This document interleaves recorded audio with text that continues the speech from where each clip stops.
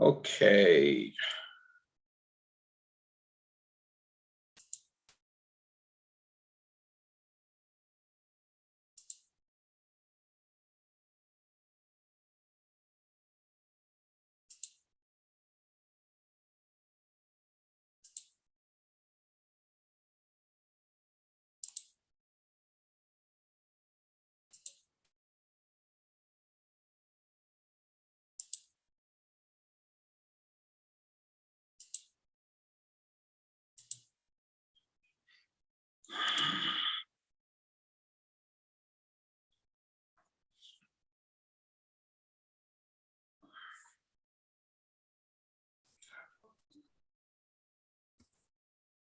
Sir, Yes.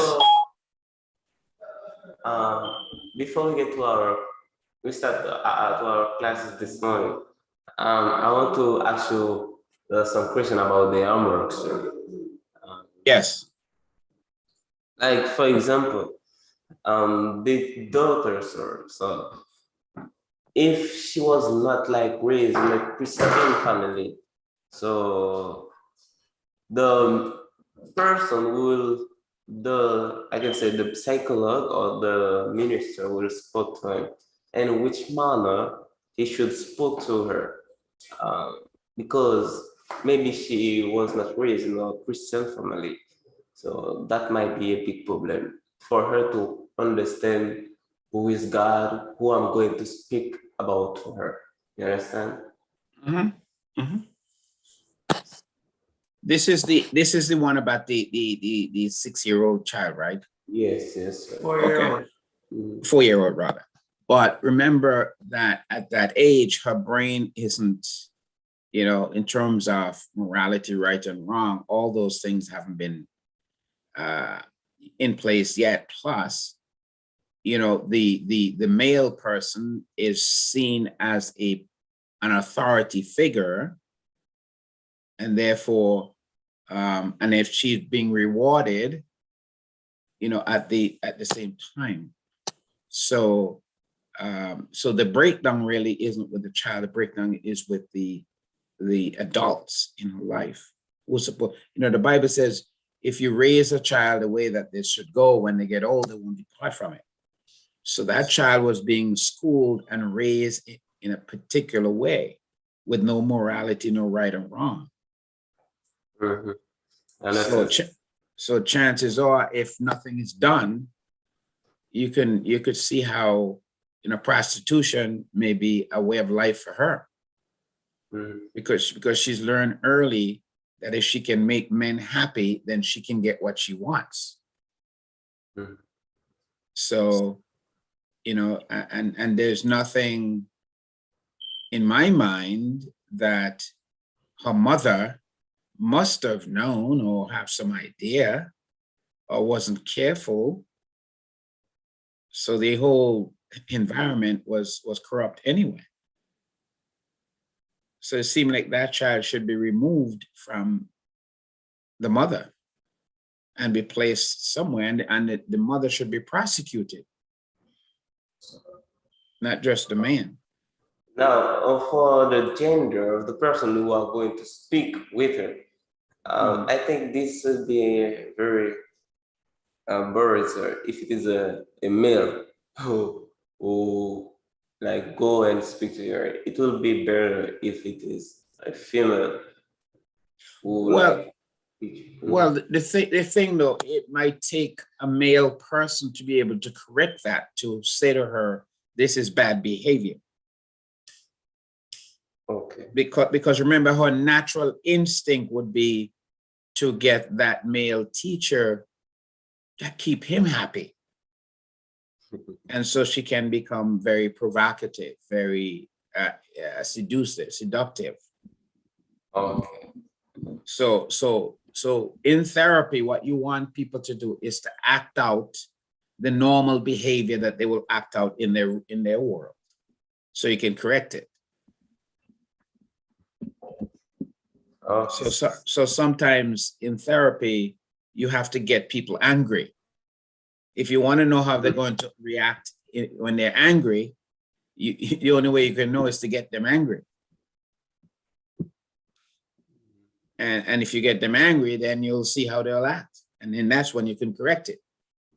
Obviously, certain people you don't want to do that with because they may beat you down.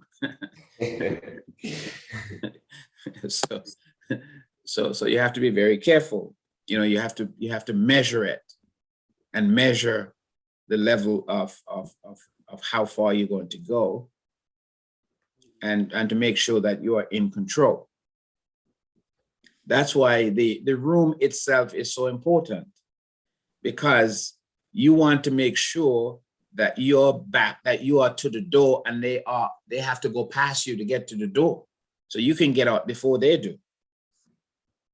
Yes, But sir. Yes. I want to do the homework very well, sir. Well done. So that's why I'm trying to ask some question about the homework. Now, as I'm not yet a psychologist or a psychologist, so I might ask you some question about Okay. to see how you think about it. So, and there will be a situation where I'm going to ask her what happened back then, what happened to her, like her and her father. There is a moment that I will ask her, like, for an image. How did he do something? How did he do that? You understand? How did he behave? Well, what I would do is, you know, I've worked with children like that. Mm-hmm. What you would do is you would do play therapy. So you would get a toy, Mm-hmm. Maybe a girl toy, and then you would be fully clothed. Then you would have her kind of play with the toy, and she would dress the toy, and then you would probably ask her what area that someone shouldn't touch. Show me. So she would do all the demonstration and the toy. Oh, okay, yes. You follow? So I should put all of that in the remote, sir? Huh? All those thinking I should put put it in the remote paper. What did you say? All those thinking, sir. If I suppose like to put them, write them down on the paper and the homework. Right. You know, yes, you should put, you know, your approach, you know, how you would approach that. Okay. And remember, and you have to remember that the child is 4 years old. So because she is 4 years old, you can't be having a conversation like you're speaking to an adult. So that's where play therapy would become critical. So you, for example, you know, you wouldn't be sitting in a chair and the child sitting in a chair. You'll be sitting on the floor and the child sitting on the floor. Mm-hmm.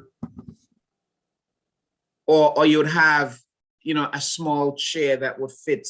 Well, in my office, I have like a big table, huge table, but it's low to the ground, and we have little tiny chairs. Okay. So the child will sit in the chair, you know, and then we'll be able to play on the table. The table is big enough to have all the toys on the table. Yes. And then you would kind of, well, in this case, you would have to record that session, because chances are, you know, this material may wind up in court. Mm-hmm. So remember, the man is going to have an attorney defending him. So he's going to ask all kinds of questions. How do you know what da? So you have to be able to videotape all of this, so that the judge and everybody could see, you know, and hear what the child says, because you can't be questioning the child in court. So what you have to do, you'd have to present the video of the presentation. Okay. So the video may show, she may say, well, on the dial, where did he touch you? But on the dial though, you follow? Mm-hmm. Did he take the clothes off the dial? Take the clothes off. Let's see how it happens. And she'll take it off and completely undress the dial. You follow? Mm-hmm. So now all that would be video. Yes, sir. All right, sir. Thank you. So that's how you would do in terms of a child like that. That's how you would do the therapy. And then you will be with the same dial, you will begin to help her to see, well, you can't touch. No, no, adult shouldn't touch. And if you touch here, you have to tell mommy, or you have to tell teacher. You follow? Mm-hmm. But on the dial itself. Because you can't just do it on the child, right? You can't have the child undress. So you would actually do that through the video. And the only thing you have to be careful about, like I said, is that, you know, the court may subpoena that video, and then they will subpoena you, and then you'd have to defend all of that. That's why sometimes I don't like to take those cases, because sometimes people will lie to you. They wouldn't tell you that they're being sued or they have a court case. They would try to get you to treat them, and then next thing you know, you get a subpoena from the court summoning you to bring your records and come to testify. And then in that case, you can't refuse. You have to. So you have to be very careful, especially in a divorce situation where the wife wants custody or the father wants custody. And so you don't know that though, but they actually bring the child for counseling, because what they're doing is they want to use that material in court in order to get the custody of the child or to get support, whatever. And next thing you know, you are in court testifying. So you have to ask all of those questions up front. Yes, sir. Because people are not always honest Hmm.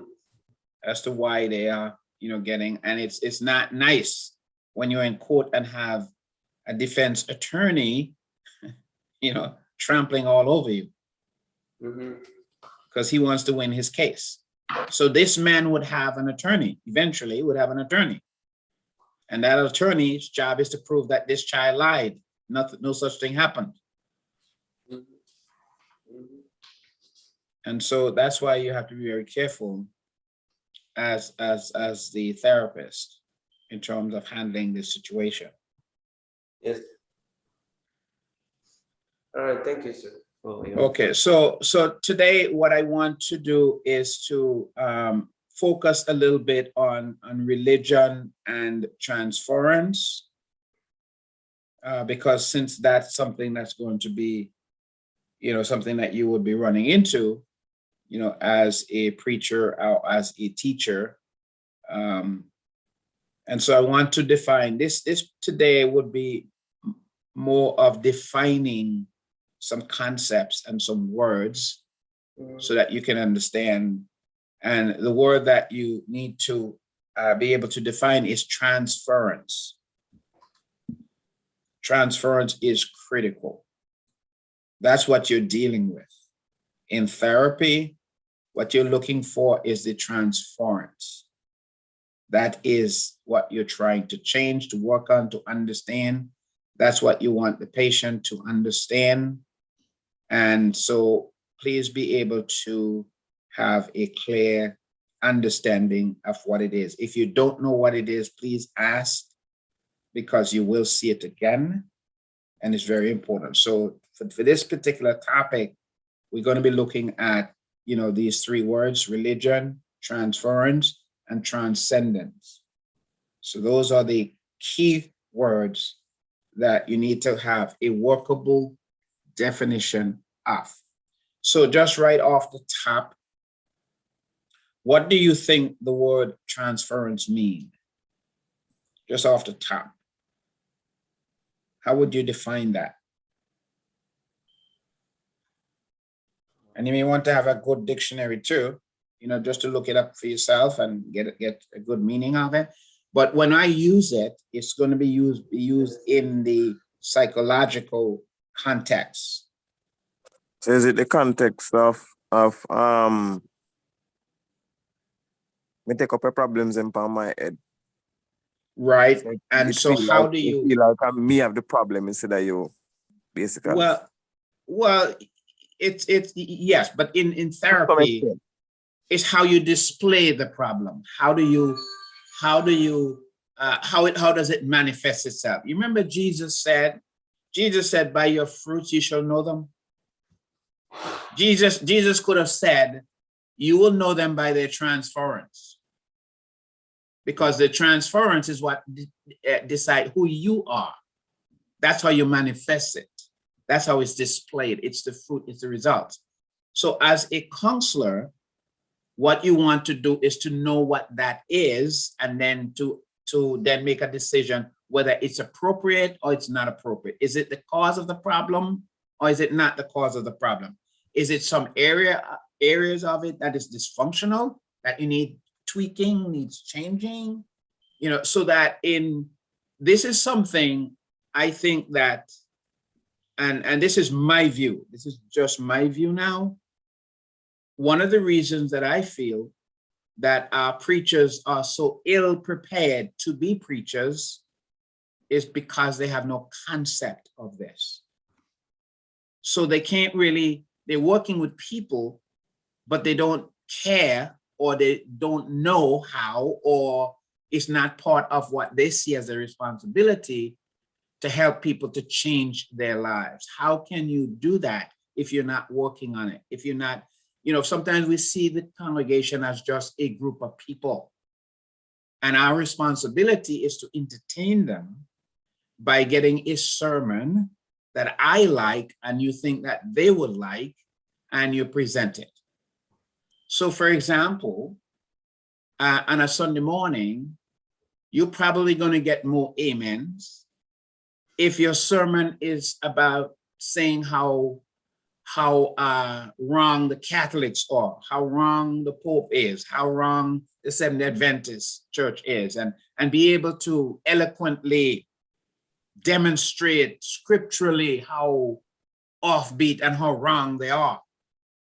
The question is, at the end of the day, have you in any way helped those individuals to change their lives and to become better person?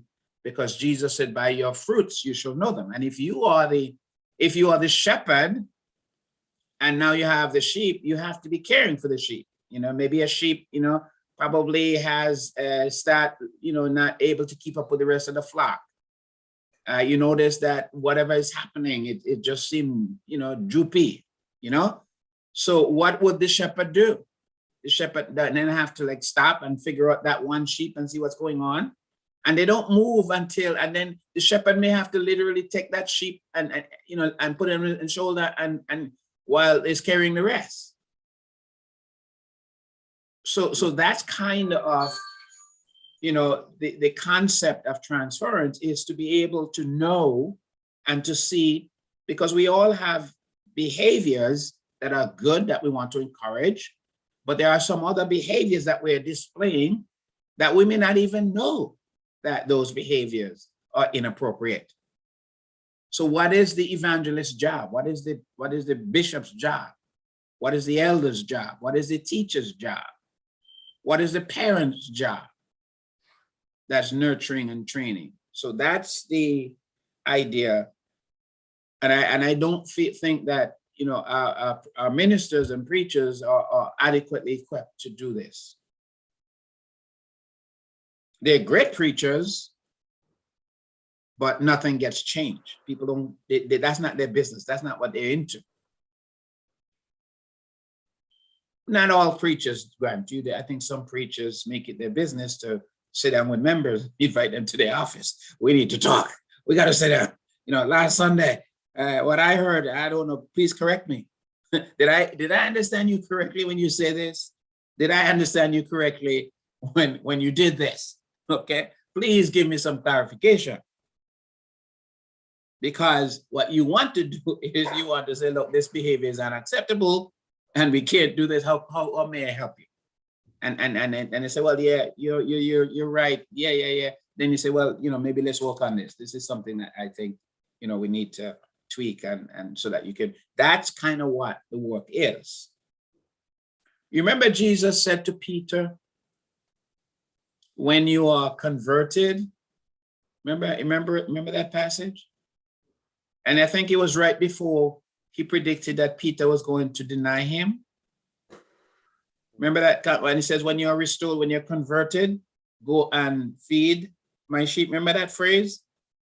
Yes, sir. I mean, In other words, Peter, in many cases, had demonstrated to Jesus through his transference that he was not ready. Remember that? ready to do what? To feed Peter the was people? always getting into trouble. Remember, Peter was always the first to speak up. And Jesus had to always correct him.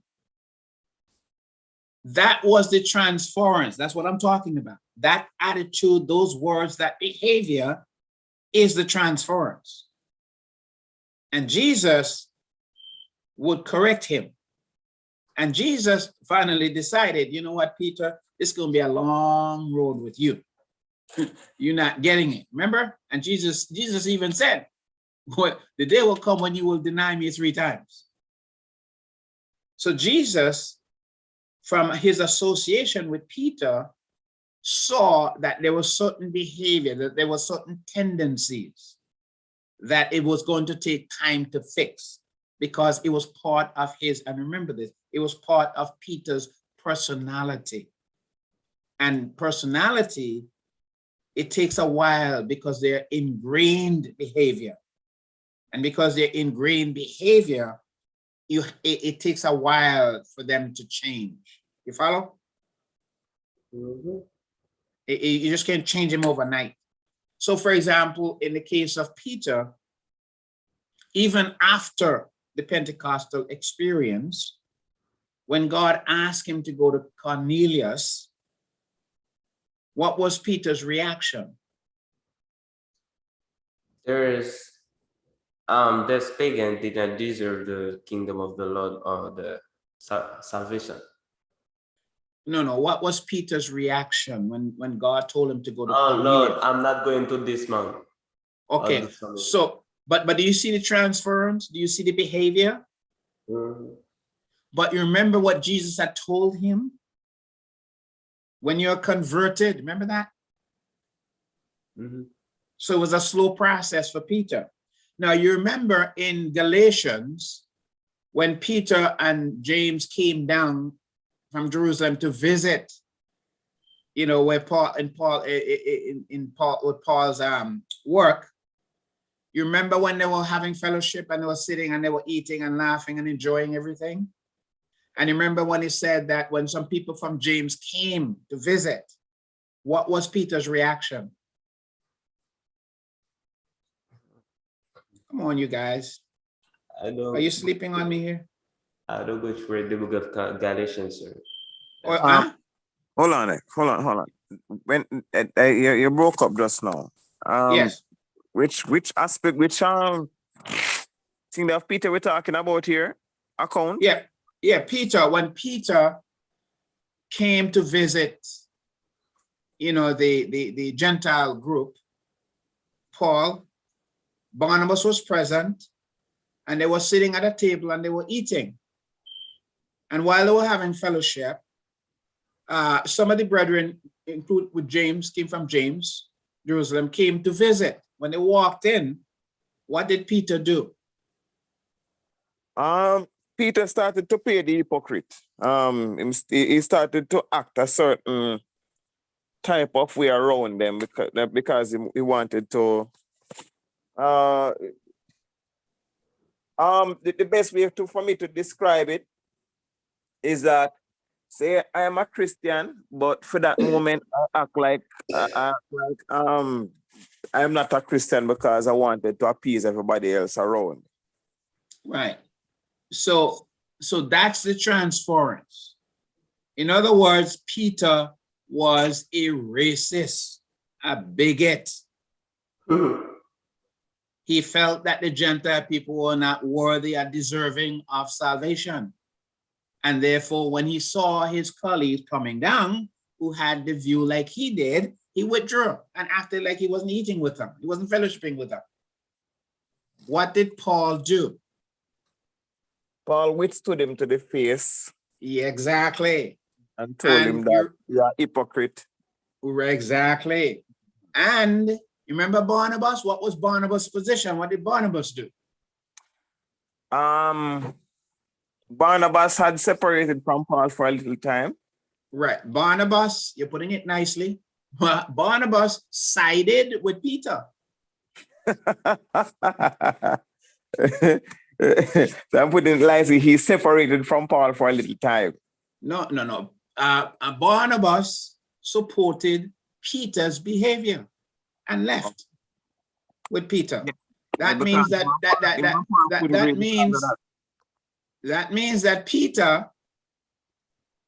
that Barnabas felt that Paul maybe was a second-class citizen, and that since Peter was a great Pentecostal preacher, he must be right. Therefore, I can't lose faith. Even if I agree with Paul, I say got to pucker up with Peter because I need his approval. Follow? Those are the transference. That's what transference is. So monitoring this, you were the therapy, you would have been looking at and trying to understand the transference. What's the root of Peter's behavior? What is the cause and the root of Barnabas' behavior? It might have been that Barnabas wasn't a racist, but it might have been Barnabas' position might have been because he saw that he didn't want to offend Peter and that Peter had more to give to him. He needed Peter's approval more than Paul's approval. You follow? Mm-hmm. So as the person in the room trying to monitor, you have to begin to look at that material and see what the source of it is, why that happened. But the question would be, you could see where Peter's character was already shaped. He was a very impulsive man, extremely impulsive. You remember when Jesus was walking on the water, that when Peter recognized who he was, what was Peter's reaction? He was very proud. Huh? Peter said, if it's you, let me come out. Mm-hmm. Well, yeah, but he actually jumped out the boat and tried to walk. Yeah. And so we know that Peter had a problem. I mean, Peter had a problem. What was his problem? There was a very impulsive man. Yeah, I think the most impulsive I've seen him is when him chop off the servant's ear. Yeah, he was a very impulsive fellow. I mean, you remember the night when Jesus was captured, and he was following to see what the outcome was going to be, and when the girl recognized him and said, "Oh, he was there with them." Remember what he started cursing? I mean, when I say cursing, I don't know this man. He was using some adjectives, okay, to tell this lady, I don't know the man, you know. But the point that I want to make is Jesus knew from his behavior, the transference. Jesus knew that Peter wasn't ready to become who God wanted him to be. It takes a while. So that's kind of, yeah. Go ahead. It is not him that is the first pope for the Catholic Church? Peter? Yes. Yes, I mean, the Catholics still, believe that Peter was a direct descendant and that the Pope, inherited from Peter. So, but that's in the early first century history that, a lot of, the early fathers kind of, portray Peter as sort of, one of the eminent, and so on. And that was because of the Pentecostal experience also. What had happened. And that's why I wanted to, I think, I'm not sure if it's in this class, I kind of made a statement that, when you say that, Peter preached the first gospel, sermon, remember we had a little discussion about that. That we are the same headset of the Catholic when we make those statements. Because what we're doing, we're elevating Peter above everybody else. Yeah. And that's not true at all. Because, if you think about this, right? If you really want to be technical And you want to talk about the gospel? The first gospel preacher would have been a woman. Would be who? A woman. If you want to be technical, if you want to use that kind of language, it would have been a woman. Mary Magdalene. Why do I say that? Why do I say that? Because it is to bring the good news on the Sunday morning about Jesus Christ. Precisely. On that point, on that point. So you will Right. add that the women preach on a Sunday morning too. Yeah, that would be the first. That would be the first message. I mean, if you want to reason that way, but the truth of the matter is, the gospel message has been echoed throughout the entire 66 books. Follow? Some was looking forward, some are looking backwards. You know, in the Old Testament, people are looking forward. In the New Testament, people more looking back at an event. In the Old Testament, they're looking at an event that is pending, that's supposed to be coming. You know, so that's how you look at that. But the point is that we get, you know, for whatever reasons, subconsciously, we elevate Peter to a place that he shouldn't be elevated. And so the Catholic to this day are still elevating Peter.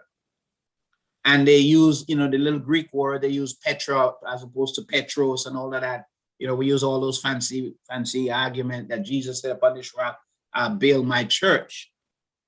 And of course, Peter, Petros, as opposed to the other word, which is Petra, you know, which is a massive rock, which is the truth. Upon this rock, the rock is not Peter. The rock is the fact that Jesus is the Son of God. But the Catholics somehow got that twisted and mixed up, and therefore their theology is now based on this error. And we, in a way, kind of elevate that when we start making statements such as Peter was the first gospel preacher. You see, well, I've heard people in the Church of Christ preach about Peter being the rock. But after I went and took a look at it, he identified Peter as a rock, yes. He identified Peter as a rock. However, this rock, I guess persons do not read like the Greek. They don't know the Greek article when it says this rock is a personal. It shows what do I call it? Some personal, but how do I put it? It is ownership. That should I say? And ownership would not be Peter at all if he's speaking in that context. I think Christ was referring to himself when he says, "This rock I will build my church." The gospel that he preaches, etc. I think he was referring to himself, especially since chief cornerstone was also one of his description. I also believe. Jesus was just quoting with the chief cornerstone. It was Isaiah who talked about that. That's what I'm trying to say to you. It's Isaiah. Himself either way. Yeah, but what I'm saying is it was Isaiah. He was quoting from Isaiah. That's a quotation from Isaiah. Of course, Jesus is the one who inspired Isaiah. You follow? So he was talking about himself. Yes, that is true. What I'm saying to you is that, remember, the discussion here now is about Peter being the first gospel preacher. So that, remember sometimes when we say things, if we take it out of context, we may miss the point. And the point is that, and you're correct when you say that the upon this rock, he's talking about this massive, huge, foundational, that the building would be built on this foundation, which is myself. And when you go over to Petros, and then he says, but you, Peter, Petros, follow? Which is two different words. It was already a play on two different words, basically. And so one is and the other, well, this is for the Greek teachers who are teaching you guys. One is masculine, Petros, And Petra is what? Rock. Huh? Peter. No. In terms of masculine, Petros, OS, anytime you see OS on the end of a word, it tends to be what? Masculine, isn't it? Yes, sir. And then when you see Petra, TRA, what gender is that? What are we talking about here? Feminine gender. Huh? Feminine No gender. Right. So that's just a play on words. And I think Ethan was trying to explain that to us. Yeah. That if taking out of its context, and that's what we've done. That's what the Catholics have done. And even some of us in the church have done that as well. And again, the whole idea here is that it continues to flow without we recognizing it. Like the Catholic is building, and they have built their whole theology on a foundational error.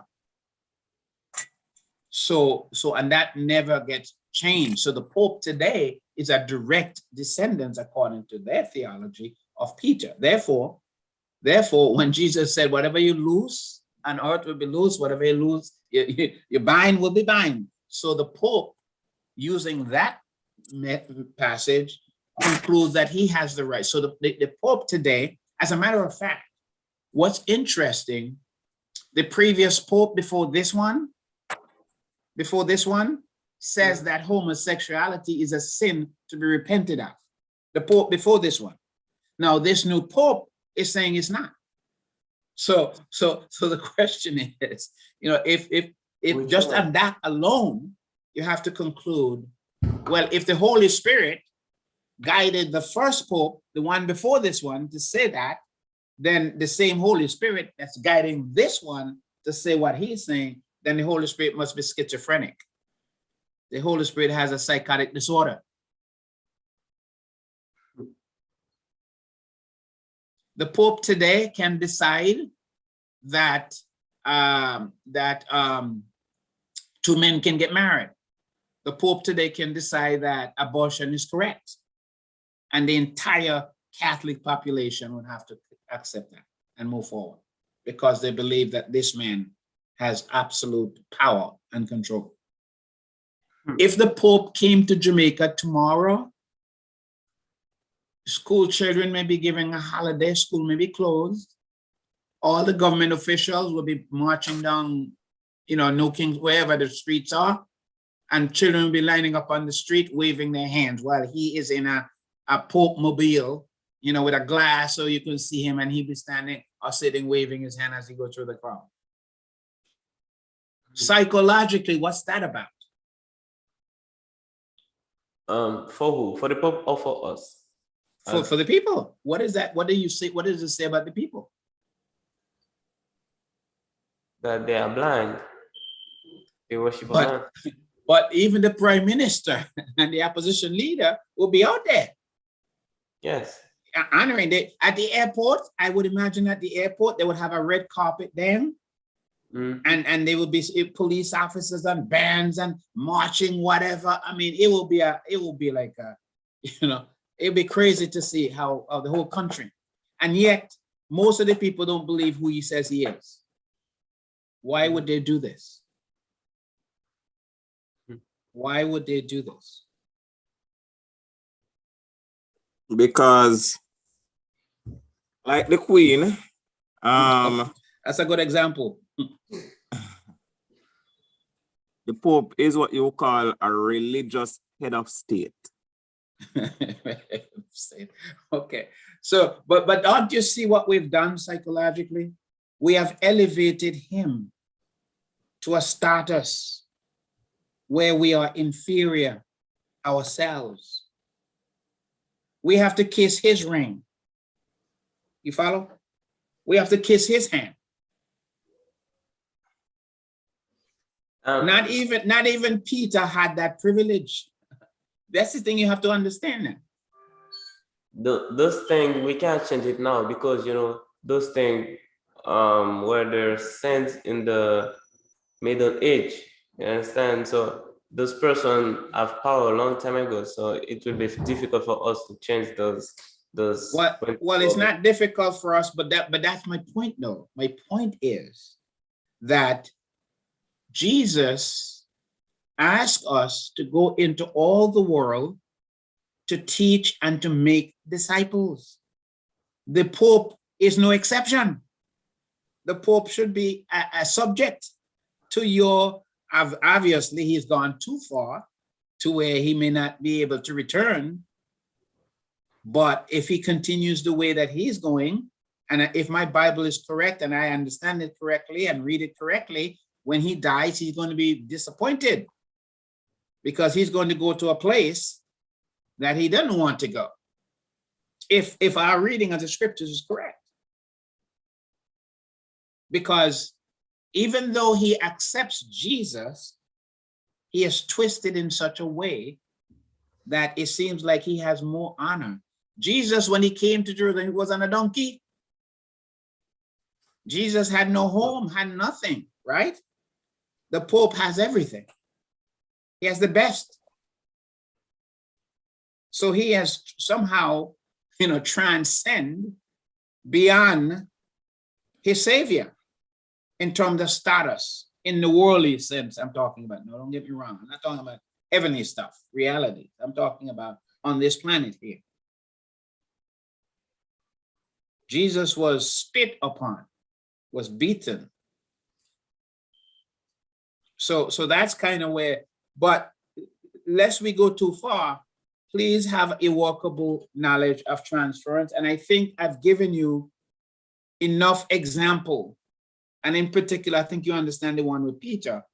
That might help you to have a good workable definition of transference. Okay? Okay. Any question on transference?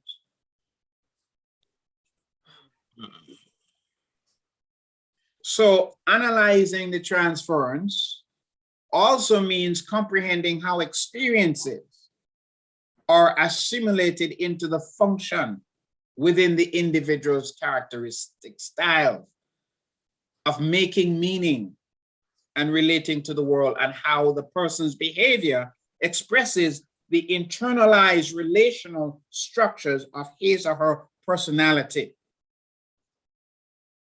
That is a mouthful, but let me break it down for you. Peter, personality,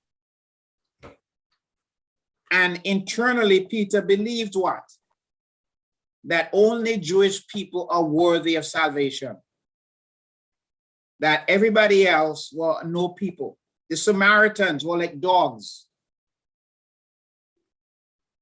That's how he was raised. That is how he was socialized. And so the transference, when he went into Cornelius' home, you see that coming out. What was in Peter coming out? Jesus said, what is in a man? You understand? So what's coming out? That's how you understand the man. By his fruits you shall know him. So the transference really is the behavior or the speech, which is a reflection of who the person is. I remember once I had started a congregation in Harbor View. And I had a little car, a Renault car, small car. And I used to have to pick up everybody to take. We used to meet in a carport there in Harbor View. And I would pick up everybody. And one day I used to pick up people, and we had 2 people sitting in the front of the car. And we had like 4 in the back seats, squinch up. But the gear chef, okay? The gear chef was one of the lady, because of the room. So the gear chef is between her legs, okay? And I have to shift, you understand me? And we were late. And I used to drive reckless, to be honest with you. I used to be a reckless driver in Jamaica. And so I used to speed a lot. Everybody was afraid to ride with me. You fit the stereotype of the preachers here, right? In a hurry to reach heaven. Yeah. So, but anyway, so I'm blasting to get there, okay? And when I get to turn in the car, because of the weight of the car start leaning and sliding over on the other side. And I went into the wrong lane, person's lane. And there was a car sitting there coming. We were going to go head on. And by the mercy of God, I jumped the middle wall of the car, and we didn't hit each other. There was a brother in the back, okay, who was the most holy man you could think about. And that man started busting some bad word. in the middle when he thought his life was going to be over. Okay, busting some bad word, okay. And when the car landed and we, came to ourselves, it took us a while to pull ourselves together, and because we could have been killed. Do you know the car, we went to the church, we continue on the journey. Do you know not a person said a single word? Completely silent when we get to church. We get to church, we do our thing and service and everything. Okay. And the brother, he was sitting in the back like a lamb. Okay. But, we never really talked about it. We never talked about it. Okay. So one of the young lady in the car must have told the sister. I think the sister passed now. The Harbor View congregation is still there, right? No. It's not there anymore? I was about to ask you, where is that congregation? Yeah, it was there. We had a lot of members. Brother Chen, who were the Chinese man who had a shop there. He was a member. His family was a member. I think most of the members they have gone to Elliston Road. Okay, all right. So that's where, but the point that I'm making is that cursing, that vulgarity, that F word he was cursing was a part of him. And so it came out, and that's what therapy does. Oh, by Claudius? Yes. It's 7:55 here. Oh man. All right. Okay. All right. Okay, guys. I don't know. We are loaded until 7:55. I saw the clock turn and I'm like, me alone for 5 minutes. Yeah, but anyway, just try to remember the word transference and remember the examples I've given you and try to find some of your own, okay? All right.